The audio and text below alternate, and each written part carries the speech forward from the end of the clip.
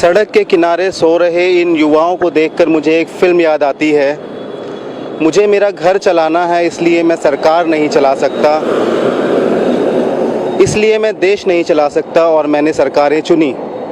तो वो सरकारें जब नाकाम हो जाती हैं तो इस तरह के मंज़र देखने को मिलते हैं। ये घर से युवा निकले हुए हैं और यहाँ धरने पर बैठे हैं और रात अपनी काली कर रहे हैं, अपना दिन पूरा दे रहे हैं, अपना समय पूरा दे रहे हैं समाज के लिए। जगाते हैं इनको और पूछते हैं इनसे कि ये लोग यहाँ क्या कर रहे हैं। आइए।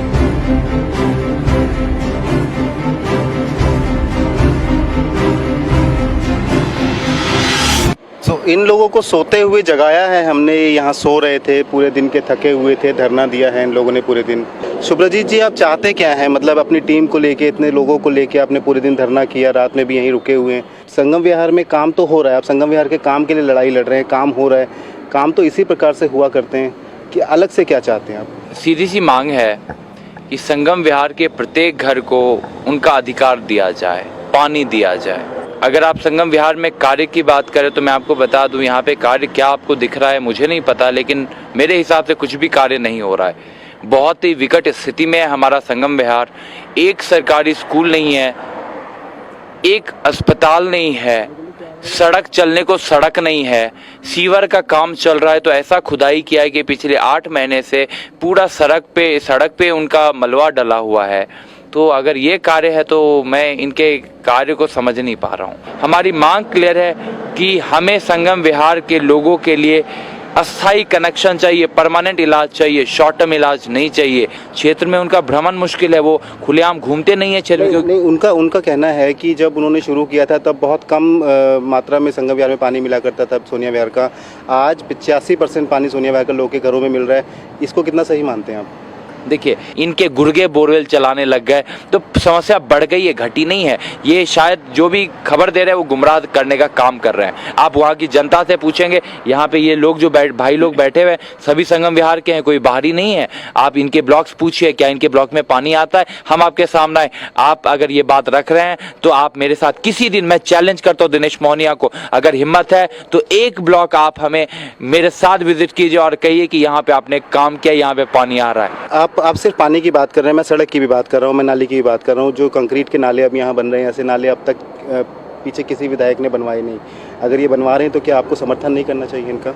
इन्होंने जो अब नाला आप देखिए कहाँ आपको पूरा दिख रहा है क्या? संगम विहार की जनता को क्या निजात मिल गया? जस का तस सिचुएशन है।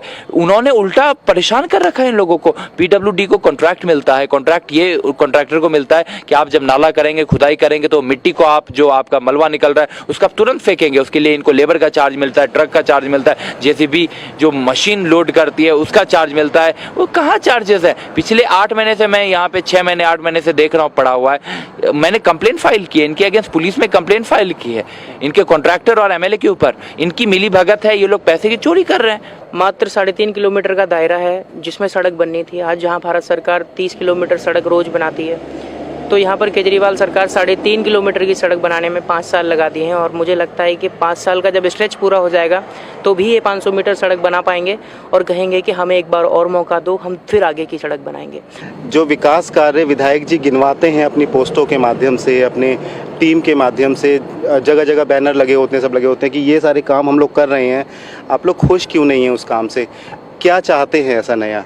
नहीं, देखिए दीपक जी, आपका बहुत बहुत धन्यवाद जो आप लोग आए हमारी परेशानियों को दिखाने के लिए।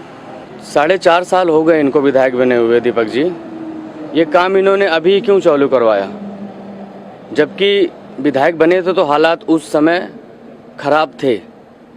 इनको उसी समय दिखना चाहिए था कि जनता को इस रोड की वजह से परेशानी हो रही है। इनको विधायक बनने के बाद चलो हमने आपको 1 साल दिया, आप 1 साल बाद काम चालू करवा देते। मेरी नज़र में विधायक दिनेश मोहनिया जी जो हैं वो नाकारा विधायक हैं, जिम्मेदारी को समझते नहीं हैं। मैं उसको विधायक मानता हूं बढ़िया जो जनता की परेशानियों को देखती समझ जाए कि ये जनता को परेशानी है और इस परेशानी को दूर करनी चाहिए।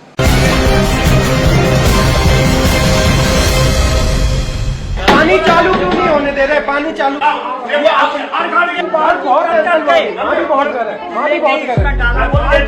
हमारे लिए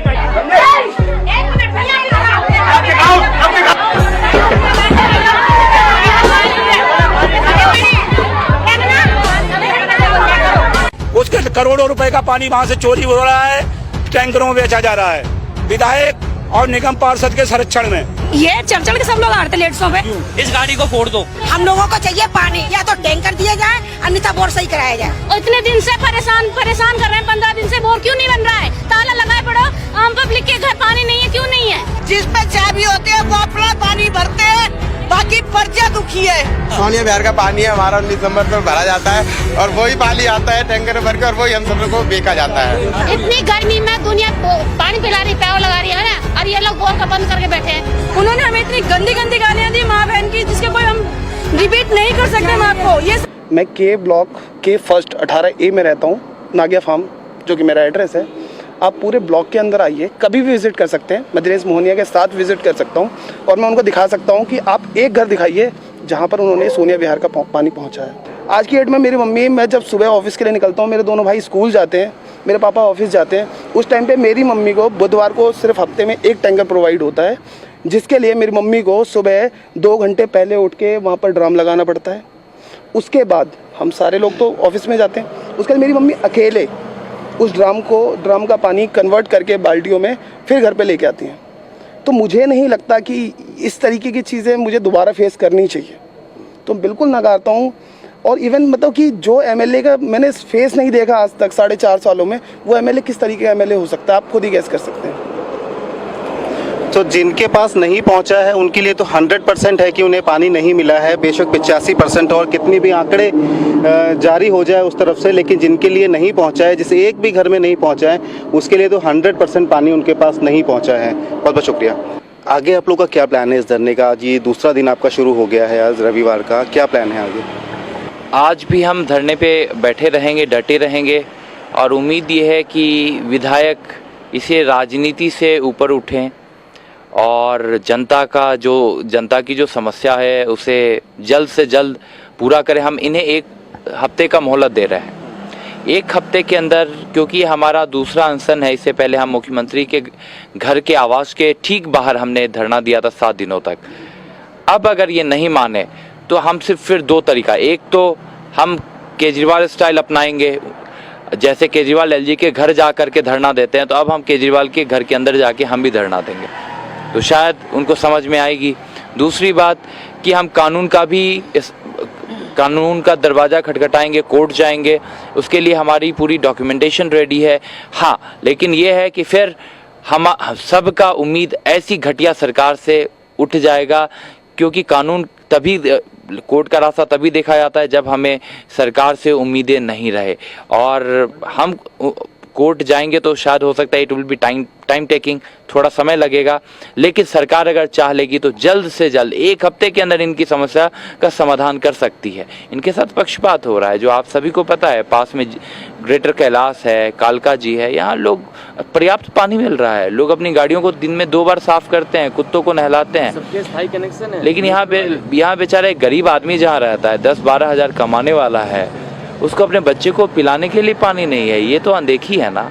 मैं अभी यहाँ आने से पहले मैं कई लोगों से मिला था शाम को, रात में, और उनसे समझा था जो काम आप लोग यहाँ कर रहे हैं उसमें कितना समर्थन सभी लोगों का लगभग है, लेकिन कुछ लोगों का ये भी कहना है कि आप ये राजनीति कर रहे हैं, आपको जनवरी-फरवरी में आने वाले विधानसभा चुनाव दिन नज़र आ रहे हैं और आप उसकी तैयारी में हैं, ये सब लोग बात कर रहे हैं अपने, इसमें कितनी सच्चाई है? आप एक बार जरा गूगल पे शुभ्रजीत गौतम सर्च कीजिए, आपको पता चल जाएगा। आज से शायद विधायक का ये स्टेटमेंट होगा, लेकिन मैं आपको बता दूं कि हम पिछले 3.5 वर्षों से लगातार प्रयास कर रहे हैं। मैं पिछले 9 साल से, ये जो उम्मीद संगठन आप देख रहे हैं, पिछले 9-9.5 वर्षों से मैं लगातार चला रहा हूँ। दिल्ली में 13 झुग्गियाँ हमने अडॉप्ट कर रखी है, ये बत्रा वाला पार्क में है। यहाँ पे पिछले 1.5 साल से हमारे वॉलंटियर्स पढ़ाने के लिए निरंतर आते हैं। शायद आपने कभी कवर नहीं किया होगा, इसलिए आपको जानकारी नहीं है। तो हमारा प्रयास पिछले 9 सालों से सामाजिक क्षेत्र में है।